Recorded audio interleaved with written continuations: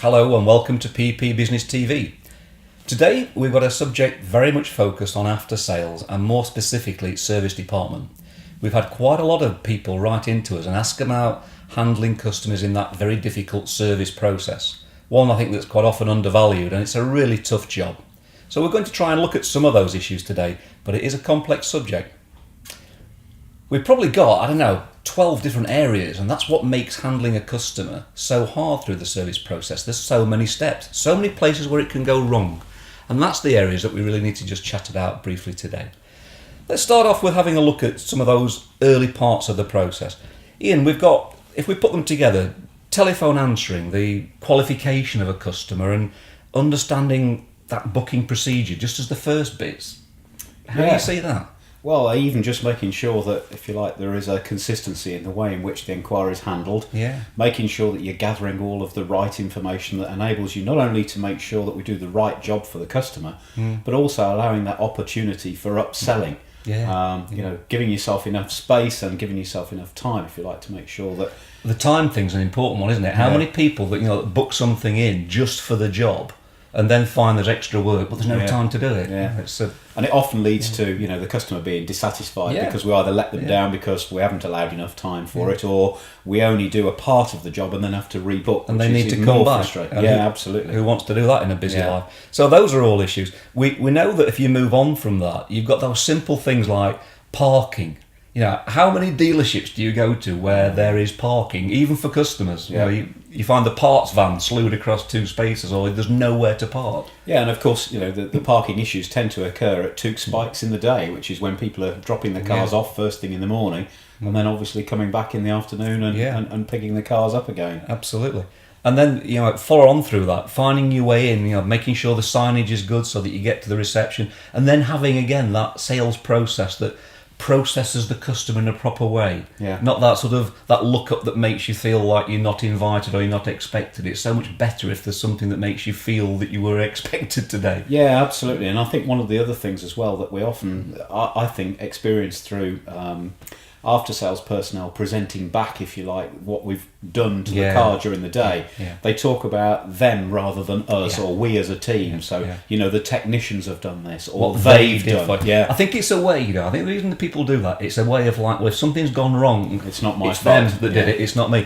It's not taking the ownership, isn't it? Absolutely. And customers don't like that because as far as they're concerned, they're dealing with you as a business. The car's been it's with a team effort. There's all those sort of issues. Now, another common one, we talked a little bit about upselling because that crops up in both parts and service areas, but upselling in service can be highly profitable, can't it? Oh yeah, it's a massive opportunity. If you think of the root of that, I guess we're looking at technicians finding that initial opportunity and feeding it back to a service advisor. And then again, it's that service advisor's task to try and convince the customer to spend some more money. Yeah, absolutely. And I think, one of the things that, as if you like, looking at it from the customer perspective, that it's done in terms of being sincere, that it's with their best interests at heart. So it's either a safety related issue or it's something that's going to save them coming back to the business again in a relatively short space of time. Absolutely, yeah. And all those bits, one of the key topics, I'm just looking at one of the notes that came in from one of our questions, talking about how we communicate. And it's not hard, is it? It's simple stuff, but it's doing what you say. Is that there's nothing worse than the customer having to ring up and saying, "How's it going?" or "You said you were going to let me know by lunchtime," and there's been no contact. No, because when people say no news is good news, I think when your car's in for service, you don't tend to think that, do you? No, absolutely not. You think no news means they're spending lots more time, therefore lots more money. Yeah, and I think the other thing as well is that when that call gets made, particularly if it's an upsell, as I said before, it's got to be done with a degree of sincerity to it that says, we've actually found that this is happening with your car and we would strongly recommend that you do this, which will, and present the benefits rather than you need a new set of brake pads and they're, X amount of money. Yeah, and I think we also need to remember that when we're talking to our customers that we don't tend to drop into the typical motor trade jargon that we all understand maybe because we do it every day, but customers that visit you once or twice a year don't necessarily follow, and they nod and smile and have no clue what you've said because you've used words that they don't follow. There's a couple of points towards the end of one of these questions which I think are important also. We talk about not only the method of payment but selling the invoice. This method of payment issue crops up over again where customers will say things like, "Oh, isn't it under warranty?" or "Sales department say they'd pay for it."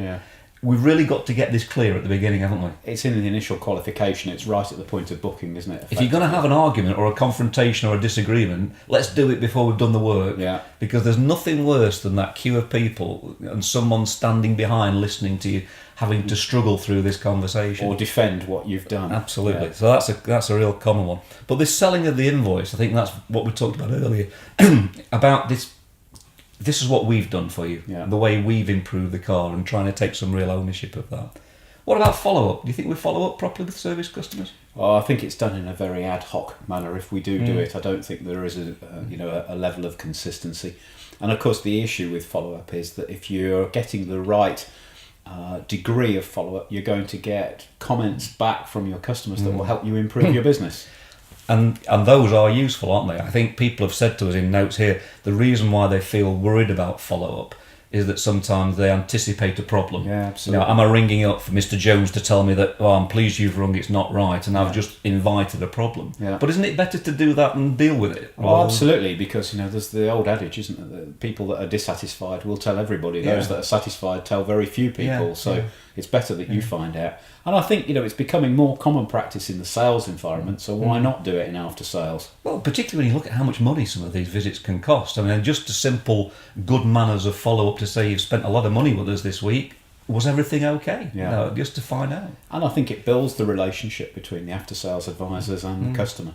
And these are the people we want to come back to us over and over again, and maybe the ones that go back into the sales funnel as a new customer to buy as well. Yeah, well, I think one of the comments I would make at this stage is that we're reasonably good at sales follow-up, and yet we make far more visits in a typical ownership of a vehicle to the after sales department than we do the sales department in the lifetime of that we spend with the vehicle. And it's that relationship that quite often promotes the customer to come back as a sales customer because of how you've taken care of them and buy another vehicle. Absolutely. Yeah. Okay, so we've covered lots and lots of stuff there.